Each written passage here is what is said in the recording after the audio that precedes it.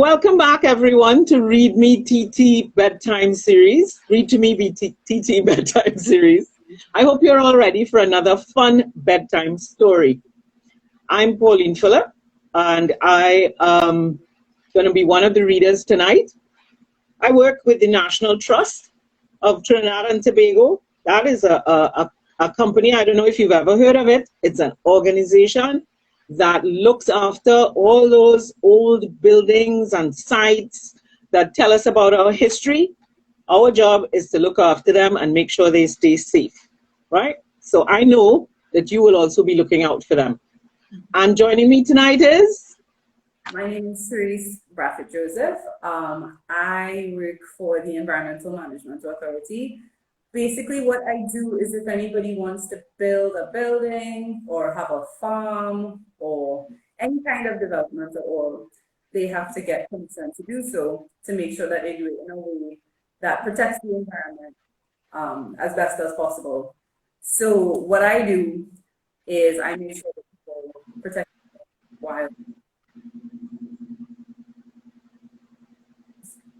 So yeah. And tonight we are going to read a book for you.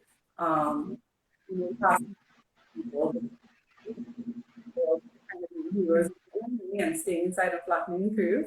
And tonight we're going to read a story called The.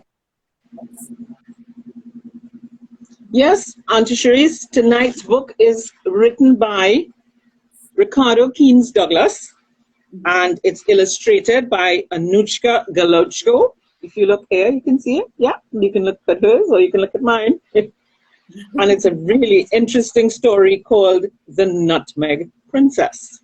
So let's begin. On a little island in the Caribbean called the Isle of Spice, there lived an old lady way up in the mountains. Petite Mama was tiny, but she worked hard and was very strong. She owned lots of land where she grew bananas and soursop, oranges, star apples, mangoes, every other tropical fruit you can think of. When they were ripe, she would go down the mountain to sell her fruits in the town. No one would come up the mountain to buy from Petite Mama because people were afraid of her. They thought she was some kind of witch. Petite Mama had many fruit trees, but her choicest crop came from the nutmeg. Just beyond her nutmeg trees was a bottomless lake in the middle of a volcano. Now on this lake, Petite Mama said, lived a beautiful because she would only appear when the nutmeg was ready for picking. She's dressed in a cool blue gown with blue drops in her hair that looked like diamonds, and she would sit on a bamboo raft in the middle of the lake humming a song. Sometimes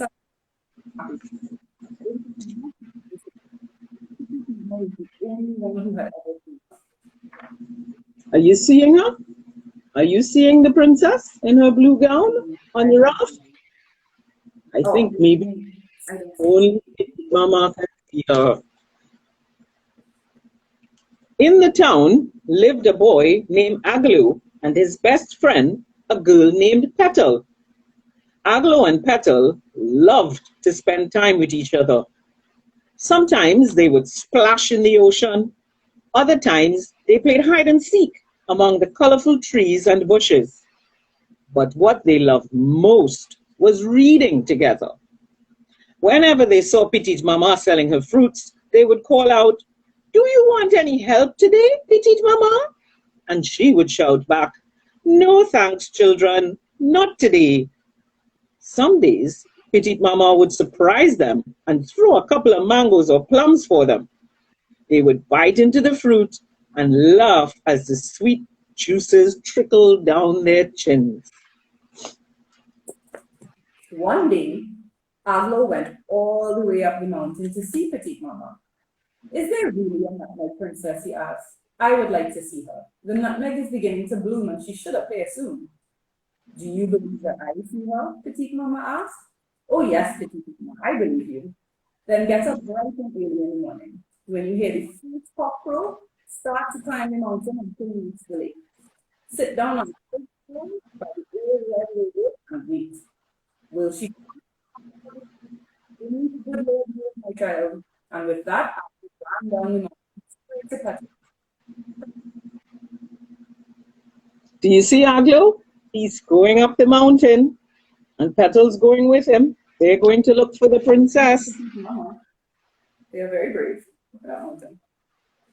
Very early the next morning, Aglo and Petal were halfway up the mountain when they heard the first cock crow.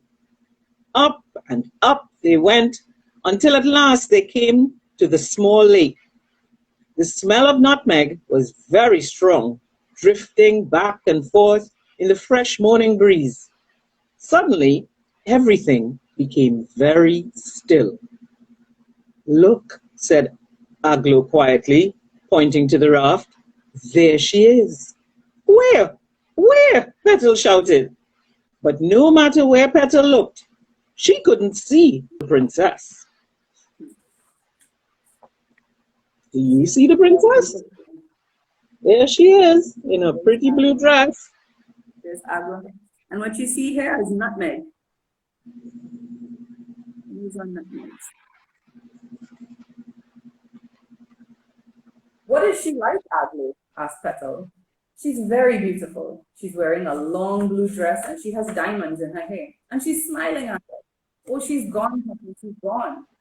I wish I could see her, said Petal. They ran back down the mountain, stopping at Petite Mama's house to tell her the good news. Down they continued shouting that they had seen the nutmeg princess, but no one believed Aglo, except Petal and There they go. Whoa. There they go, running down to the town to tell everybody that they saw the princess. But you see, nobody believes them. Look at everybody's face. They're like, okay, sure. Yeah, never happened. Although nobody else believed Aglo, half the town still came up the mountain to sit by the lake. If what Aglo said was true, and the princess had all those diamonds in her hair, the townspeople thought they would get some and be rich for the rest of their lives. After 2 days, the princess had not appeared. Then, on the third morning, everything became very still.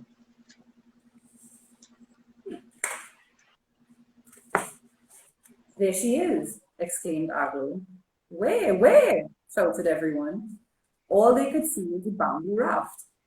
Maybe the diamonds are on the raft, said the lady, and with that they all jumped into the water and swam towards the raft.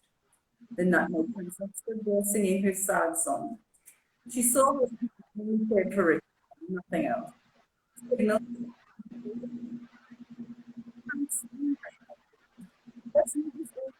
Said Petal, and off they went rowing towards the princess. But halfway there, they started to in a panic. Don't worry. There they are, in their raft, heading off towards that wonderful princess. Do you see her there? Wow. See all the diamonds and everything? And all the other people in the water, hoping to catch some of those diamonds. Yep. And Aglo fell into the water. Petal swam with Aglo holding on to her until, all wet and exhausted, they reached the raft. Is she here? Petal asked as they climbed up. She is, and she's smiling at us, said Aglo. As for the townspeople, whenever they got close, the raft would drift out of reach until they all got tired and swam back to shore. No diamonds for them. Suddenly, the princess shook her hair, scattering her dewdrop diamonds all over the lake. It was as if millions of stars. One diamond in the middle of her forehead. I can see her, Aglo, I can see her, shouted Petal. The princess looked at Petal. You cared enough for your friend to bring him to safety. Take that gift out.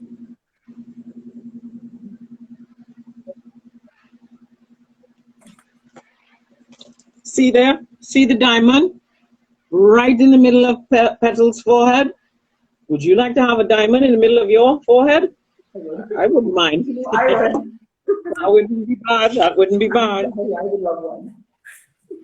Aglo and Petal went back down the mountain, straight to Petite Mama's house. But Petite Mama was gone too. She had left a letter, and this is what it said. I leave my entire estate to Petal and Aglo.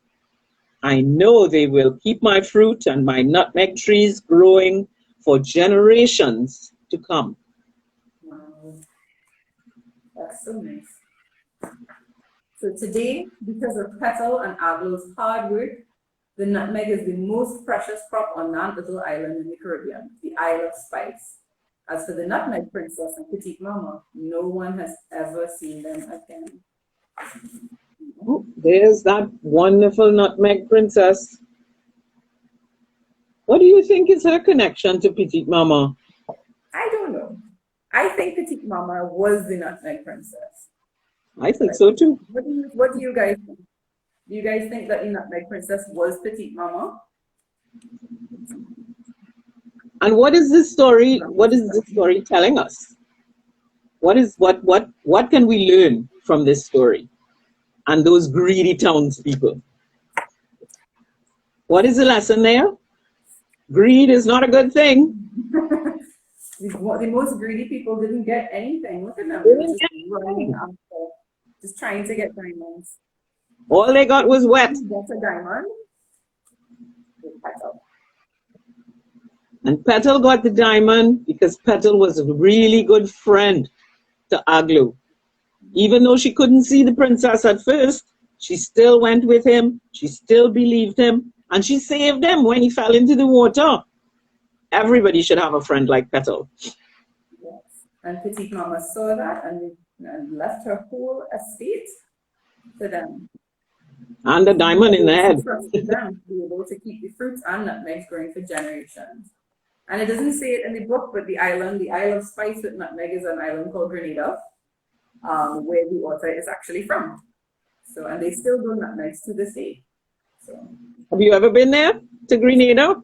I have been, and I've actually seen nutmeg growing. I bought some nutmeg. I don't know if anybody out there bakes or cooks with their mummies and daddies, but you use nutmeg a lot in a lot of things in the kitchen. So you might check in your kitchen and see if you have a nutmeg right now. It might come from Grenada, the Isle of Spice. And when all this is over, all this craziness, and people can visit places again, you can ask your mommy and daddy to take you to Grenada, and maybe you will see the nutmeg princess. Maybe. You just might. I want to go and see the nutmeg. This will give you a diamond. Okay. All right. So thank you everybody for joining us for Read2Me's nightly bedtime series. I hope you had fun with this book. This book is beautifully illustrated and it's a really good story. As long as it's every night at 8 p.m. So you can tune in here. But before you go, it is very important that you listen to us. Are you listening? Do you want to be little superheroes? I know I'd like to be a superhero. Here's what you can do to help. Wash your hands and sing that happy birthday song twice while washing your hands with soap, so you'll know that you've washed it long enough.